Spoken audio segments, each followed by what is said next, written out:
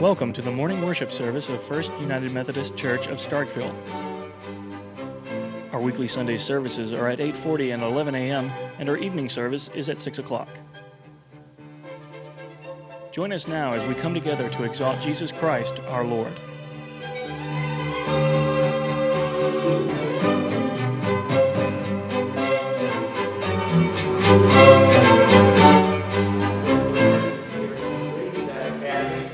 Dr. Witherington is a biblical scholar. He's written many books. We are very, very fortunate to have him present this Lay Academy. You've seen the schedules, and I know that you'll want to make plans to attend. If you'll notice the announcements on the back of the bulletin, it incorrectly states that we will have evening worship service at 6 p.m. We'll be finishing up at McKee Park at about 6 p.m., so we're not having evening worship service here in the sanctuary. But we do look forward to seeing you at McKee Park this afternoon. At this time, Rick Sherman will come and share a message with you about stewardship.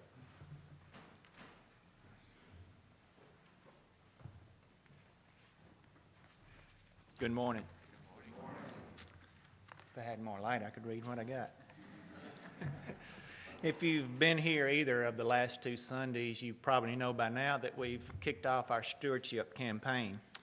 And the theme for this year is Follow the Sun by Walking in His Light. And on November the 6th, you will be asked to make a commitment with your prayers, your presence, your gifts, and your service. Today, I'm going to be more focused on service, but all phases of your commitment are very important to the church and to God's walk. For example, with prayer. As I was walking up, I looked at Ted and I could see him praying.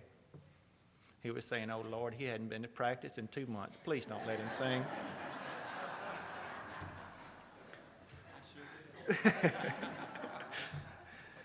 And my dear friend Danny was saying, "Oh, Lord, I know his dad's a minister, but please don't let him preach."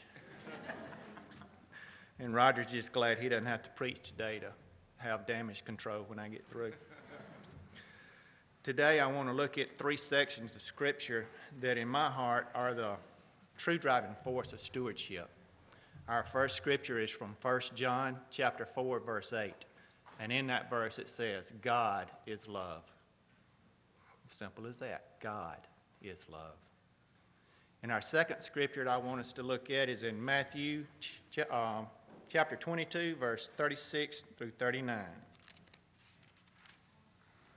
And it reads, Teacher, which of these is the greatest commandment in the law? Jesus replied, Love your Lord your God with all your heart, with all your mind, and with all your soul. This is the first greatest commandment. And the second is like unto this, love your neighbor as yourself. And the third scripture is also from Matthew chapter 25, verses 44 and 45.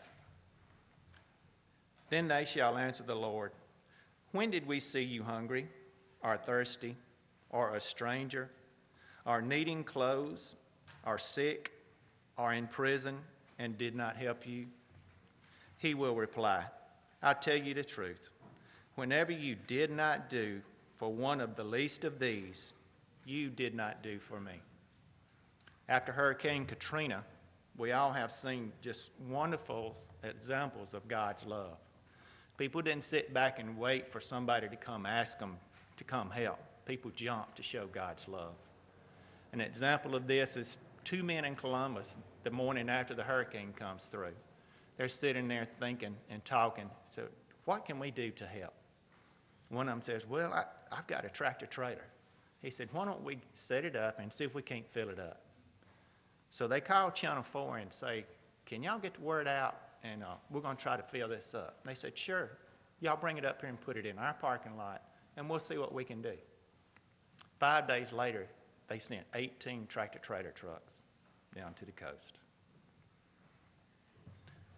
Another example of God's love, one of the refugees or evacuees that was leaving the coast goes into a shelter carrying a small suitcase, the only thing he was able to get out. And as he walks in, he sees another man without any shirt on. And he walks over and he said, "I'm sorry, I didn't have time to get a shirt." So he kneels down and opens his suitcase and pulls out a shirt and hands it to him.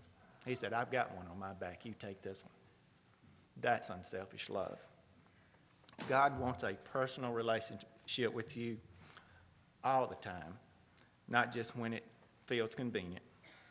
Your service for him is always needed, and it's always needed in this body of Christ. You can be a Sunday school teacher, you can be a committee member, or you can be a member of this wonderful choir that's behind me.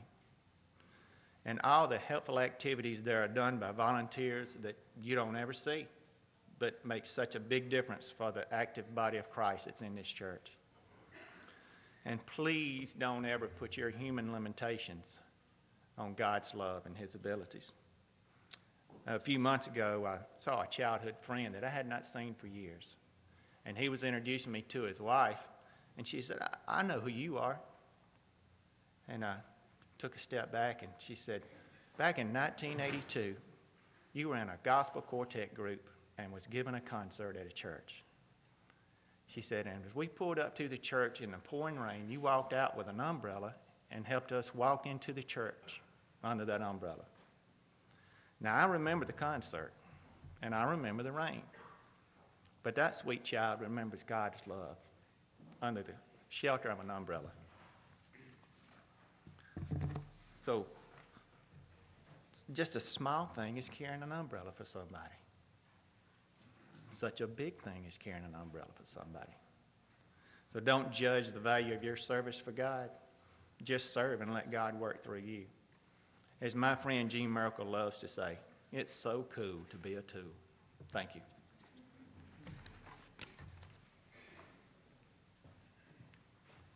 Thank you, Rick.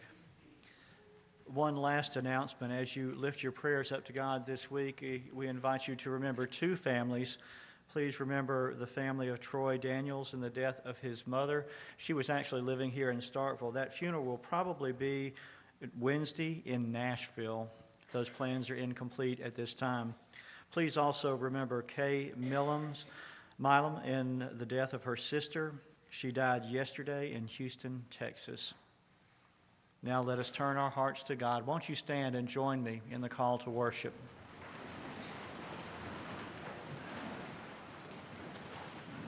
Oh, sing to the Lord a new song.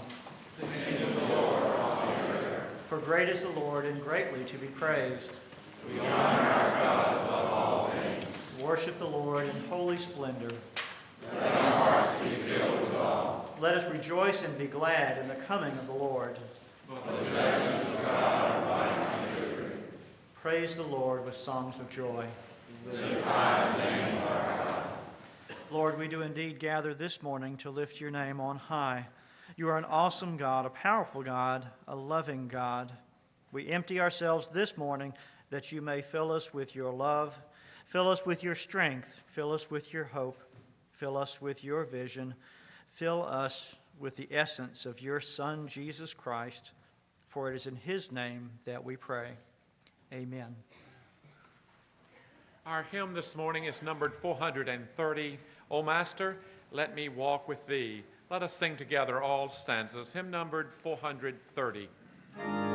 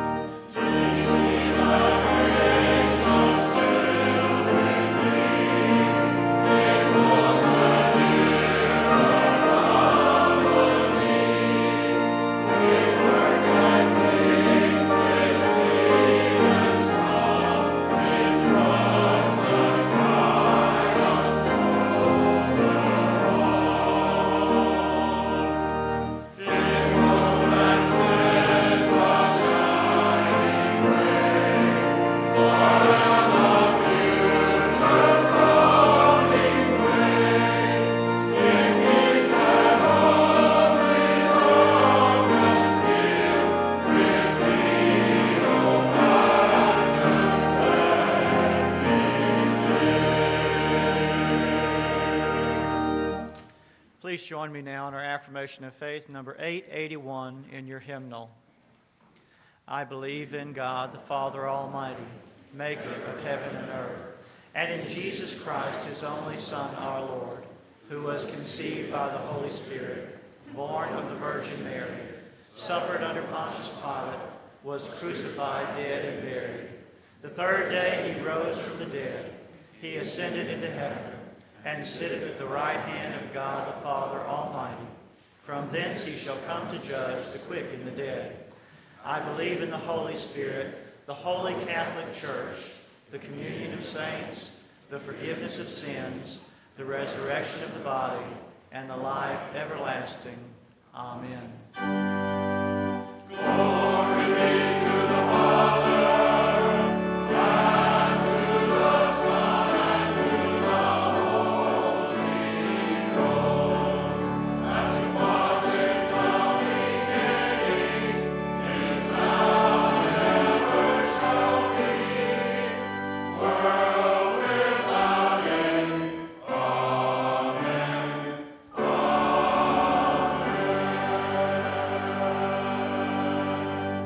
You may be seated.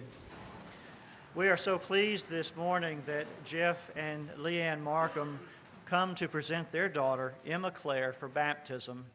We ask them to come forward at this time.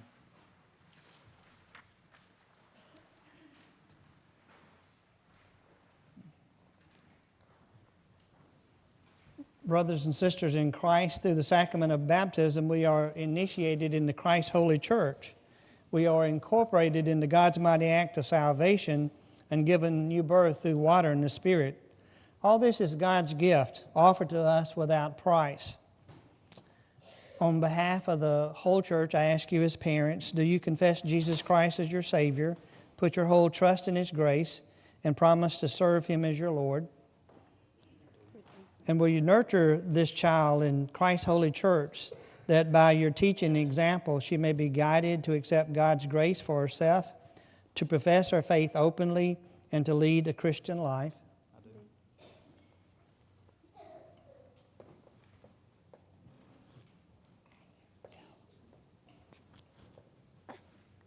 And what name is given this child?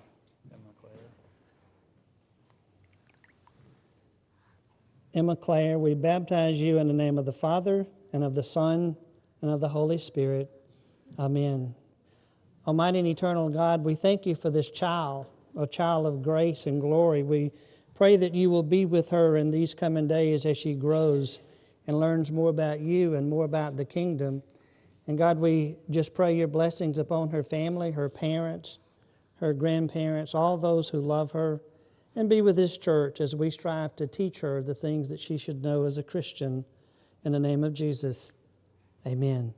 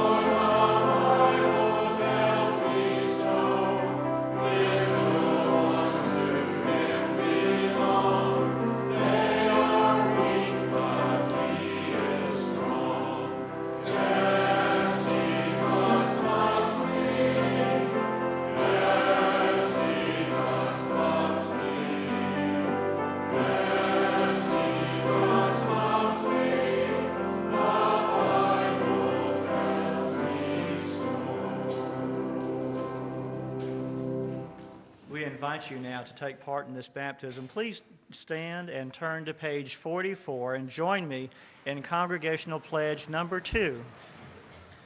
And where you are prompted with this child, please respond, Emma Claire.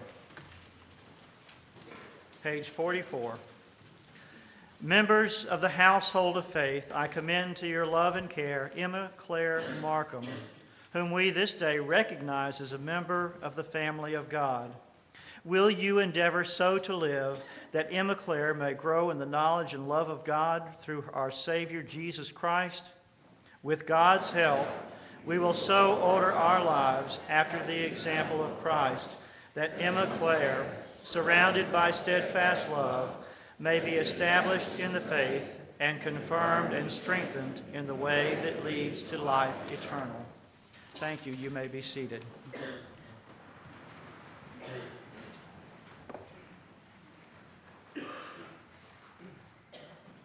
Won't you join me now in prayer?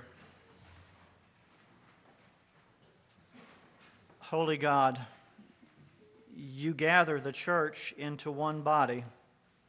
Gather us once again in your presence and strengthen the bonds of affection and respect that hold your people together. Give us grace to worship and work together with one another in love and service. Help us to face challenges with imagination and to counter disappointments with prayerful trust, that we may truly show forth your will and your reign. We ask your blessings on us as we worship you together. We pray in Jesus' name, who teaches us when we pray to say together, Our Father, who art in heaven, hallowed be thy name. Thy kingdom come, thy will be done, on earth as it is in heaven. Give us this day our daily bread, and forgive us our trespasses, as we forgive those who trespass against us. And lead us not into temptation, but deliver us from evil. For thine is the kingdom, and the power, and the glory forever. Amen. We invite the children to come up front at this time. Miss Jane has a message for you.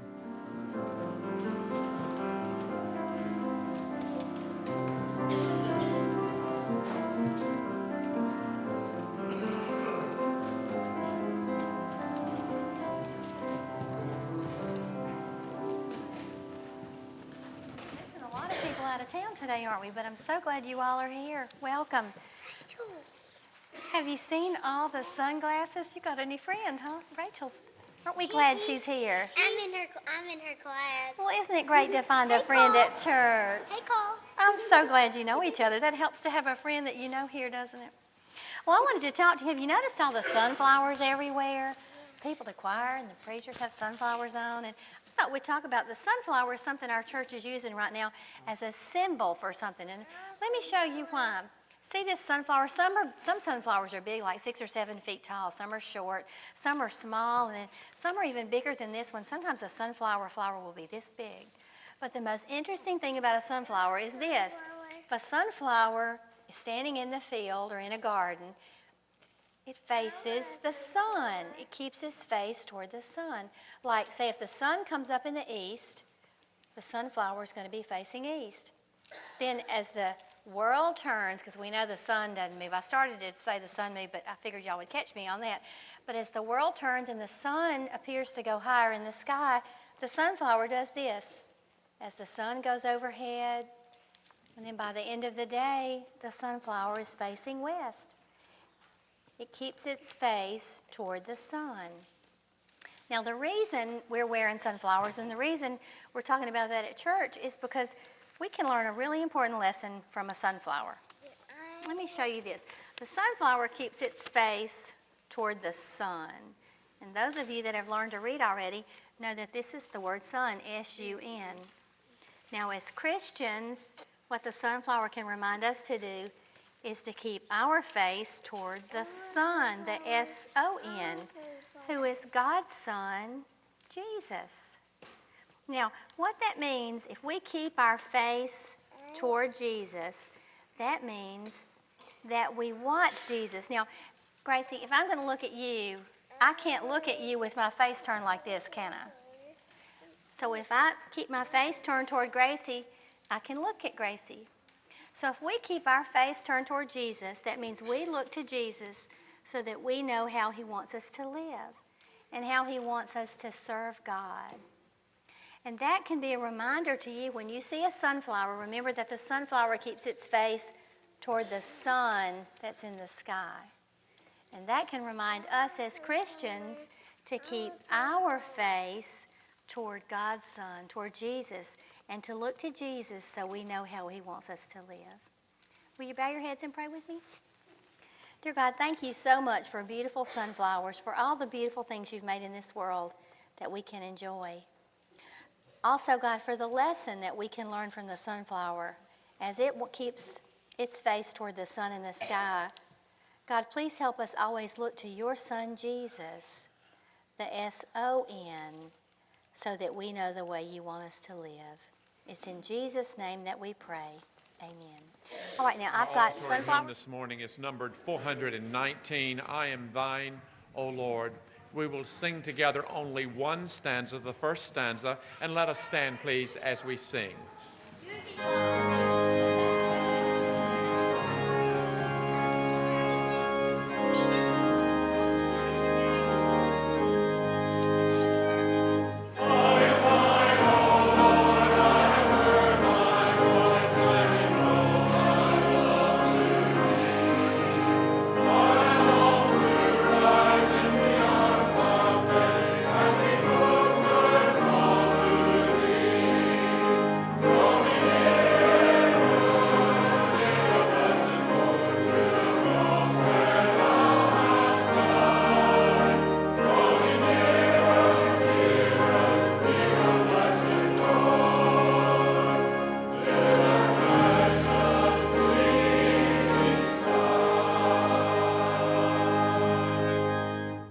Let us pray.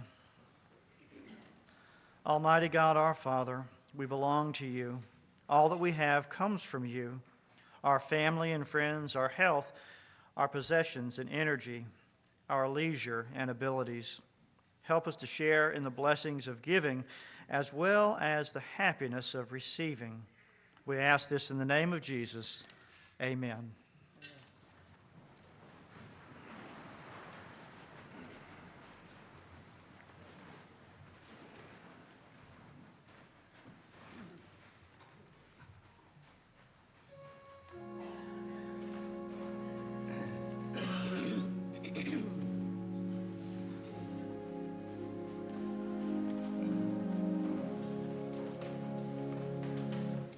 Why should I feel discouraged?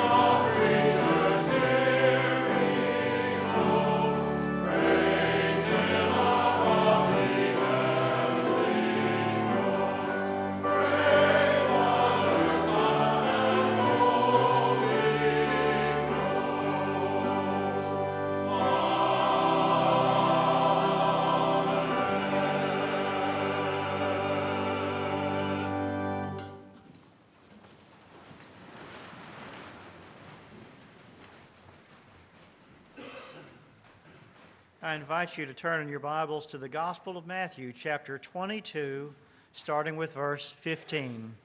Matthew 22, beginning with verse 15. Then the Pharisees went and plotted to entrap him in what he said.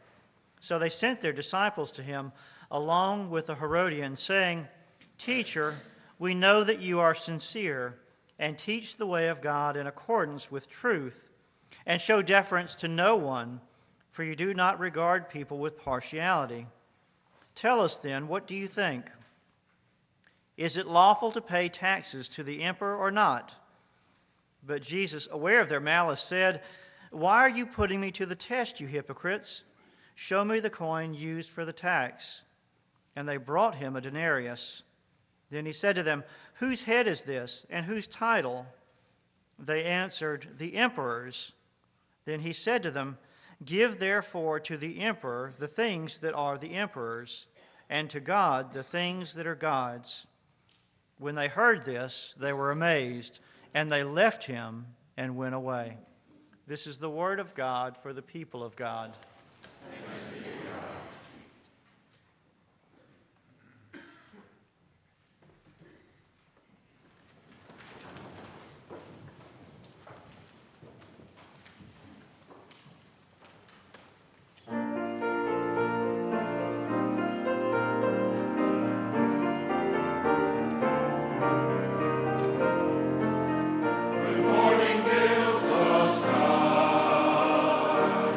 My heart awake me.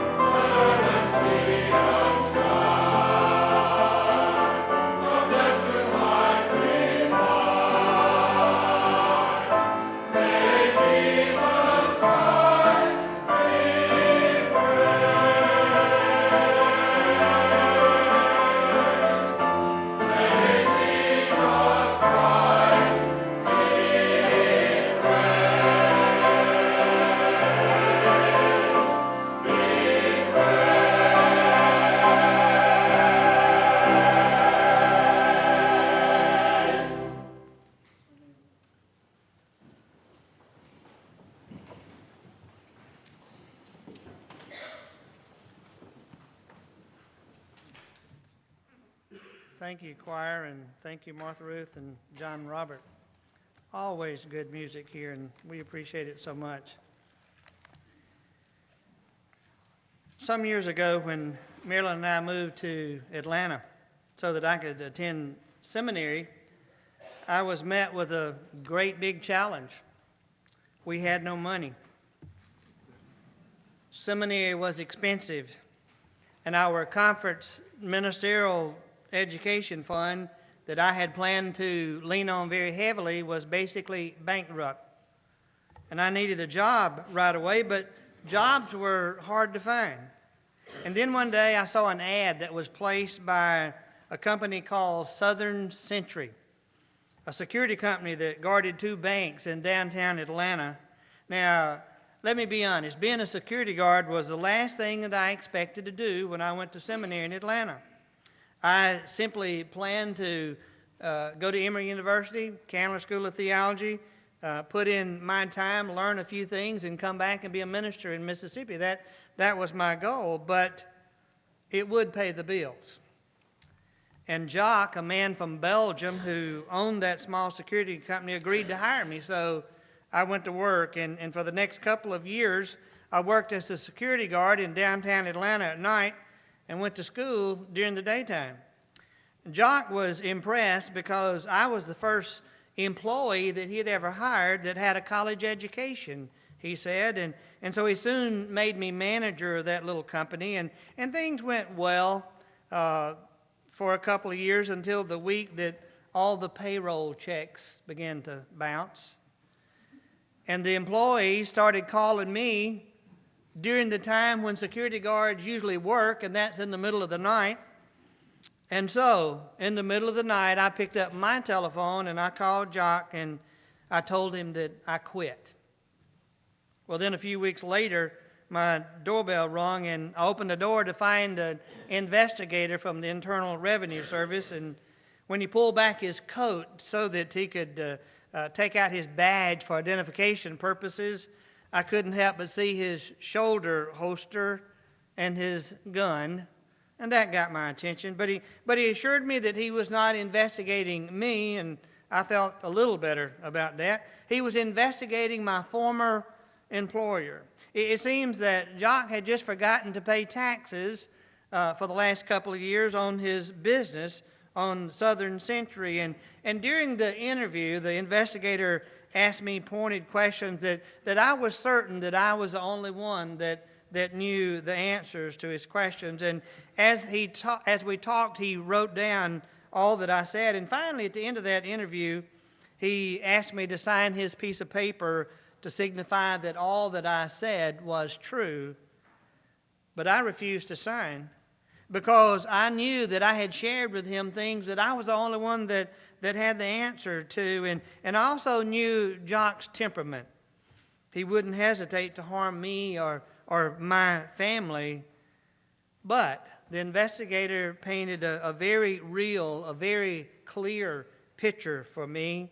He said rather bluntly, either you sign or we'll take you to court and you'll have to testify and say all of this in front of this man. Well, since he put it that way, I felt powerless, so very powerless, but I signed his piece of paper. And I have a feeling that the Jews during the time of Jesus felt just as powerless when they were dealing with the government that ruled them. Now, you understand that the Roman government occupied Palestine. The Roman government occupied the land of the Jews. Theirs was not a free nation. The Romans ruled.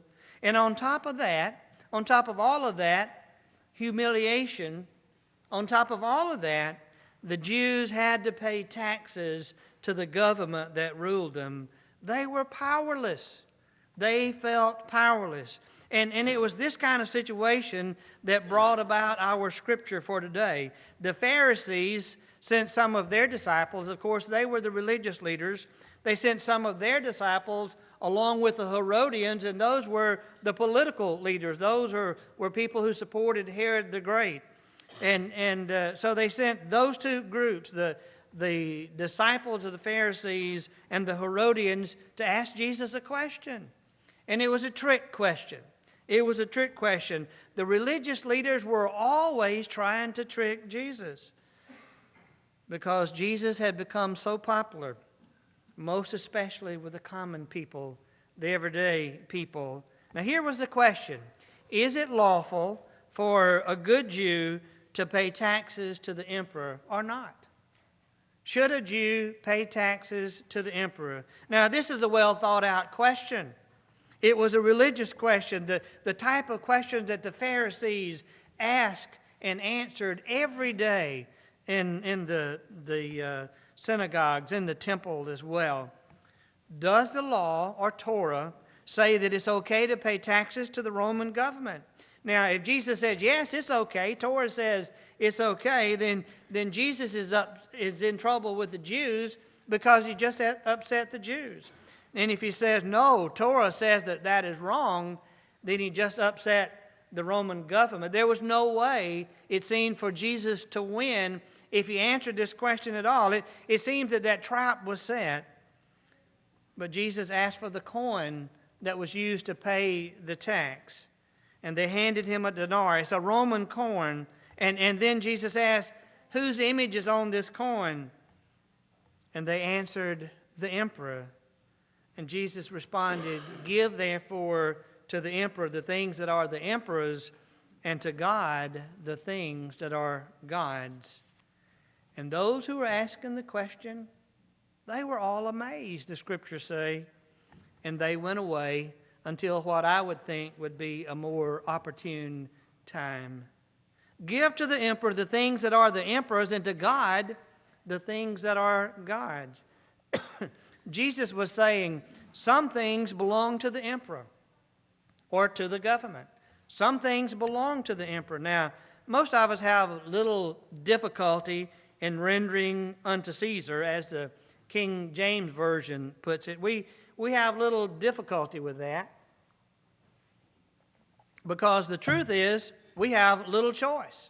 We have little choice. Now, we all joke about taxes, don't we? You know those jokes. Taxes and death are the only two things that you can be sure of.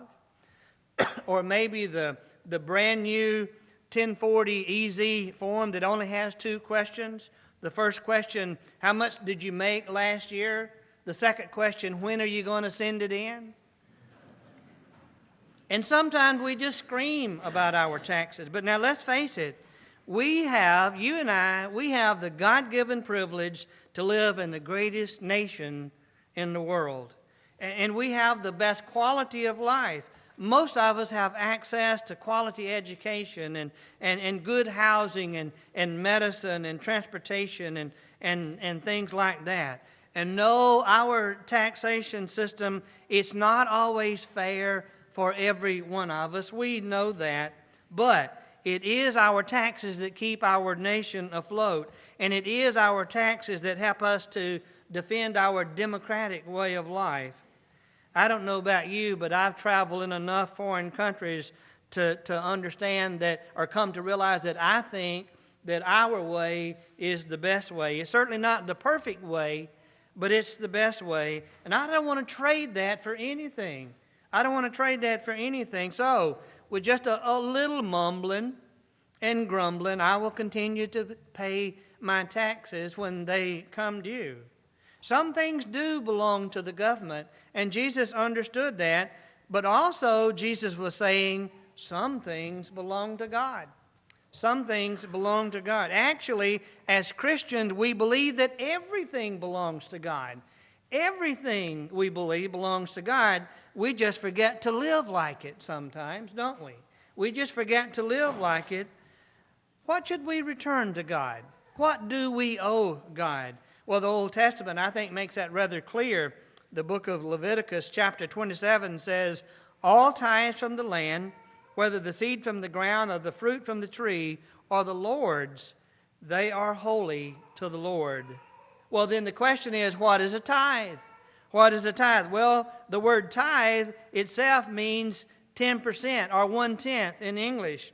And that word tithe is translated from a Hebrew word that actually says, would you believe it or not, 10% or 1/10. And it's also translated from a Greek word that means 10% or 1/10. So it seems to be clear in the Old Testament time to the Old Testament believers that one should give 10% of their increase to God.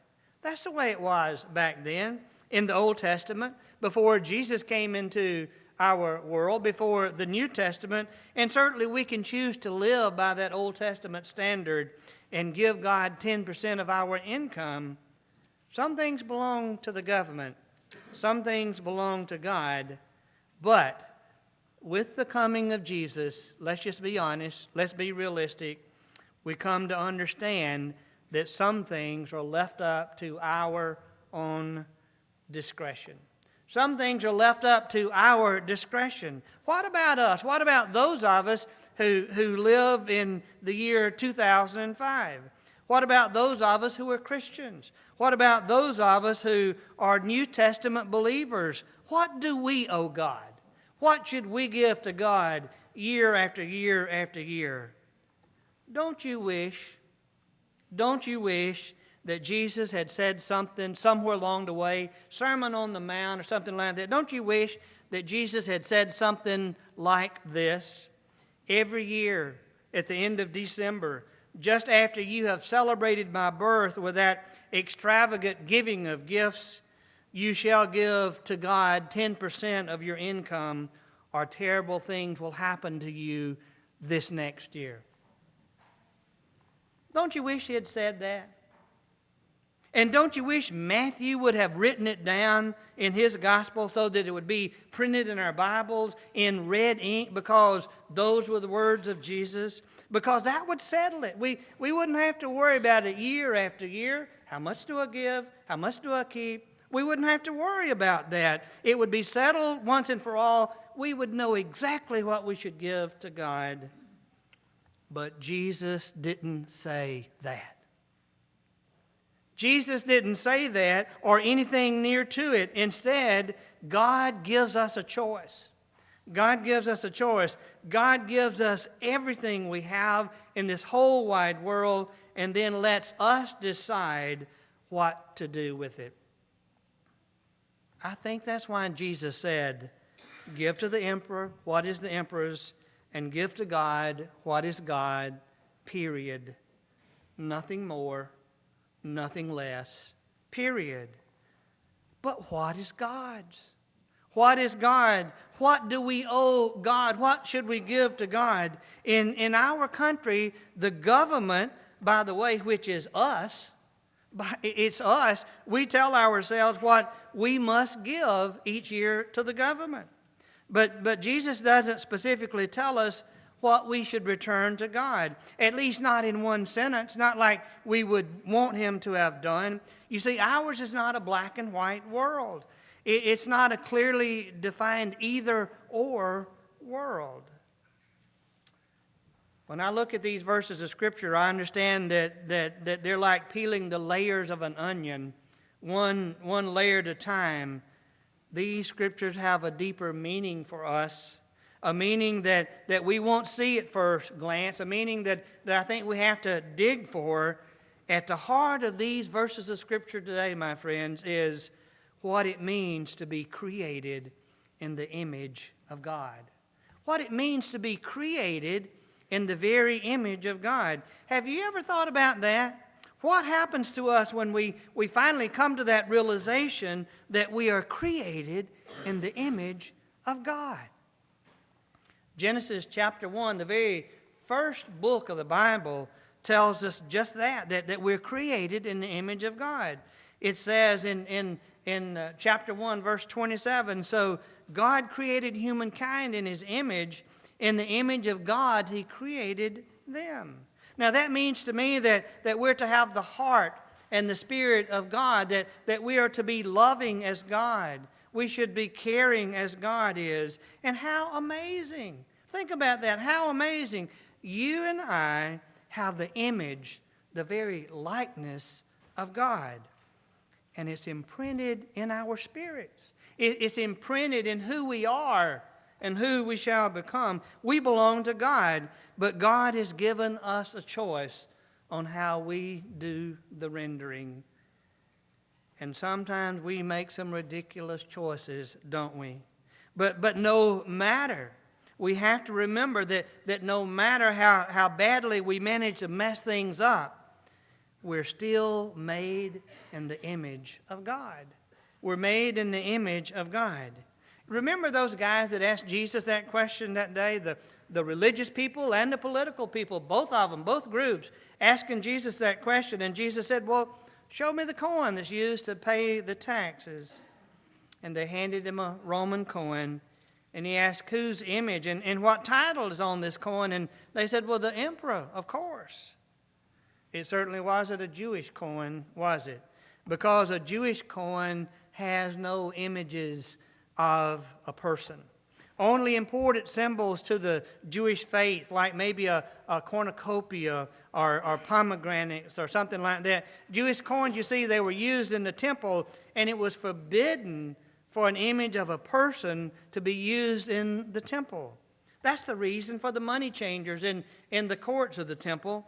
They exchanged coins without images for coins with images so that the people who traveled great distances to worship in the temple could have the appropriate coin when they went to the temple to give their offering. Yes, and even that practice became so corrupt that it made Jesus angry, and therefore the overturning of the money changers' tables. You know, I'm fascinated with old coins. I have a few Roman coins. And it fascinates me to know that no two Roman coins are exactly the same, because they were stamped by hand. The proper weight of the metal, whether it was bronze or silver or gold, was measured out. And then by hand, a hammer and a die was used to imprint the image of the emperor or another important ruler, a provincial ruler, on that coin. Therefore, because they were made one at a time with a hammer and a die, no two Roman coins are the same. It's impossible for them to be identical. And we, like old Roman coins, we are individuals. And there are no two of us exactly alike, and we are stamped with the image of God. We're stamped with the image of God. We are created in the likeness of God. We rightly belong not to ourselves, but to God, who created us, who redeemed us through His Son Jesus, as Paul tells us in 1 Corinthians. We're called, we're gifted, we're chosen, and we're needed in the ministry of God's work. Wow, when you think about it, my friends, it doesn't get any better than that. We're individuals, and we're stamped in the image of God, and God has something very important for us to do. We have a purpose beyond ourselves and beyond our own needs and beyond our families.